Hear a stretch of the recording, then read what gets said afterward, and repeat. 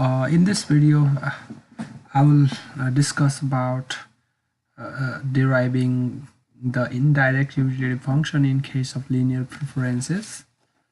Let us explain the derivation with a simple linear utility function. Let us suppose that the simple utility function, which is a function two commodities only, x1 and x2, is given by simply x1 plus x2. So in this case, the indirect utility function here is also simply shows the maximum utility as a function of prices and the level of income. And to derive this, as before, the two-step procedure is: in the first step we derive the Marshallian demand functions. So the Marshallian demand functions so the quantities of x1 and x2 as a function of prices and income. And in the next step we substitute the quantities of x1 and x2 in the utility function.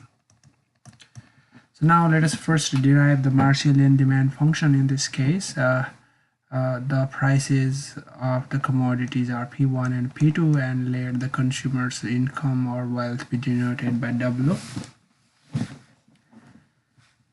So as we discussed in a previous video, since the utility function is linear, its indifference curve will be straight line, and the tangency rule given by the marginal rate of substitution equals to price ratio does not work here.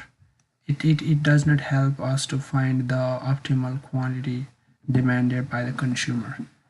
So instead we simply have kernel solution here, and to find the kernel solution we compare the marginal rate of substitution and the price ratio.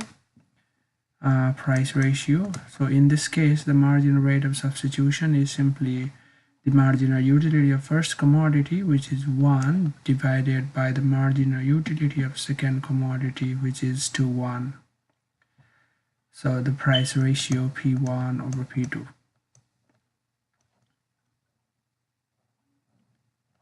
So P1 over P2. So now we compare P1 over P2 to 1, 1, and we conclude that if the price ratio is greater than 1, the consumer consumes a single commodity, and if it is less than 1, the consumer consumes another commodity. So to find exactly what commodity the consumer will consume, it is rather easy in this case, because if the price ratio is greater than 1, this implies that P1 is greater than P2, and the first commodity seems expensive. Therefore the quantity consumed of the first commodity will be 0, and the consumer spends all his or her wealth on the second commodity. So analyzing in this way, we write the demand function of the consumer. So now let us express the demand functions of the two commodities. So the demand function for the first commodity x1, which is a function of prices and level of income or wealth. So we analyze in three cases: when P1 is greater than P2, when P1 equals P2, and when P1 is less than P2. So we write the demands of each commodity in these three cases. So if P1 is greater than P2, if P1 equals P2, and if P1 is less than P2. Similarly, we write the demand function for the second commodity also in each of the three cases. If P1 is greater than P2, if P1 equals to P2, and if P1 is smaller than P2. So if P1 is greater than P2, the demand for the first commodity will be 0, and if P1 equals to P2, the consumer can consume any quantity from 0 to the whole income spent on the first commodity. And if P1 is less than P2, the consumer spends all his income on the first commodity, and the demand will be W over P1. Similarly, in case of second commodity, if P1 is expensive, the first commodity is expensive, the consumer will spend all his income on the second commodity. And in this case, if prices are equal, the consumer can buy any quantity from 0 to W over P2.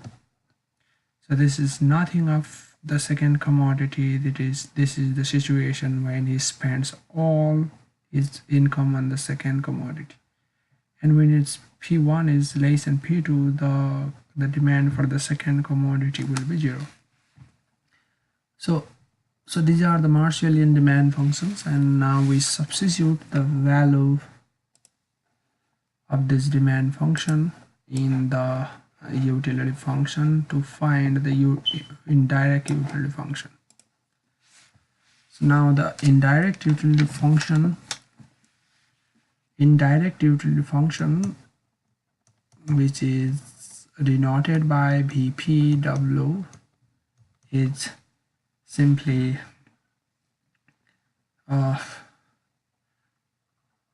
max W over P1 W over P2. So our utility function was u x1 x2 equals to x1 plus x2. So if P1 is expensive, if the first commodity is expensive, then the second commodity, the total utility obtainable will be, so this, in this case, its demand will be 0, and the demand for x2 in this case will be W over P2. And if P1 is less than P2, the total utility obtainable will be, he will spend all his income on first commodity in this case, and the demand for x1 is W over P1 plus is no x2 0. So the utility attainable in fact depends on whether P1 is less than P2 or P1 is greater than P2. P1 is greater than P2. So therefore the consumer chooses the level of utility whichever is greater from these two. So we write the indirect utility function as maximum of W over P1 and W over P2.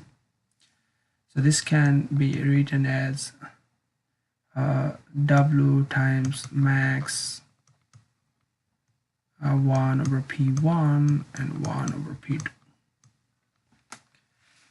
So in case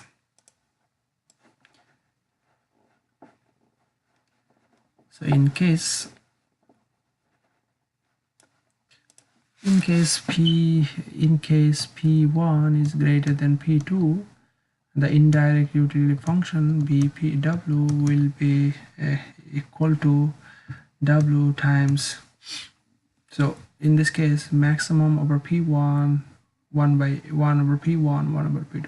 So if p1 is greater, this will be smaller quantity, and the whole indirect utility function will be equal to w over p2. So, and if p1 is smaller than p2, then the indirect utility function will be w over p1. So thus in the case of linear indifference curve, the indirect utility function can be expressed in this form. So, however, if the utility function is linear but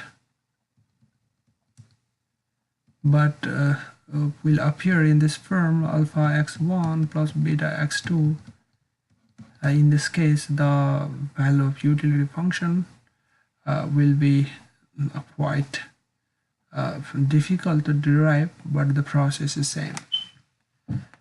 Thank you for watching this video, and please keep connected to watch any further videos in the future.